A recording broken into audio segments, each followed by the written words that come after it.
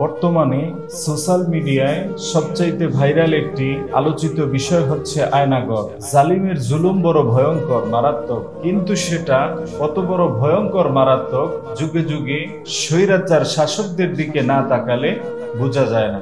স্বৈরাচার সরকারের শাসন আমলে মানুষকে বিভিন্নভাবে গুম করা, হত্যা করা, নির্যাতন করা হতো।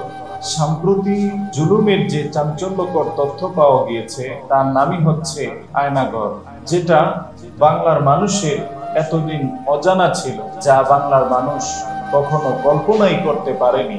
অন্ধকারাচ্ছন্ন, আলো বাতাসহীন, খুবই ছোট পরিসরে থাকার অনুপযুক্ত স্থানই হচ্ছে আয়নাঘর, যেখানে স্বৈরাচার বিরোধীদের, জুলুম ও অন্যায়ের প্রতিবাদকারীদেরকে চোখ বেঁধে তুলে নেওয়া, বলপূর্বক গুম করে রাখা হতো।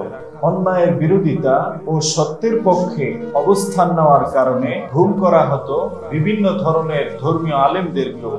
আয়নাঘর বা টর্চার সেলের এই অন্ধকার প্রকোষ্ঠে চোখ বেঁধে বেদম প্রহার, অমানসিক নির্যাতন, কারেন্ট শর্ট সহ বিভিন্ন প্রকার কষ্ট দেওয়া হতো। ক্ষুধা লাগলেও তাদেরকে দেওয়া হতো না কোনো খাবার, ঘুমের ছিল না কোনো পরিবেশ, সব সময় ফ্যানের শব্দ এবং বিভিন্ন আওয়াজে তারা অতিষ্ঠ হয়ে যেত। কাটাতে হতো নির্ঘুম রাত্রি, পর্যাপ্ত পরিমাণ খাবার ও ঘুমের অভাবে অনেকেই হয়ে যেত কঙ্কাল, হয়ে যেত পরপারের বাসিন্দা। দিনের পর দিন, মাসের পর মাস, বছরের পর বছর সত্যের পক্ষে অবস্থান নেওয়া, অন্যায়ের বিরোধিতা করা এই নির্দোষ মানুষগুলো আয়নাঘর বা টর্চার সেলে দিন রাত অতিবাহিত করতেন। স্বজনের চিন্তায়, জালিমের অত্যাচারে এই নিরপরাধ মানুষগুলোর চক্ষু থেকে অঝোর ধারায় অশ্রু প্রবাহিত হতো।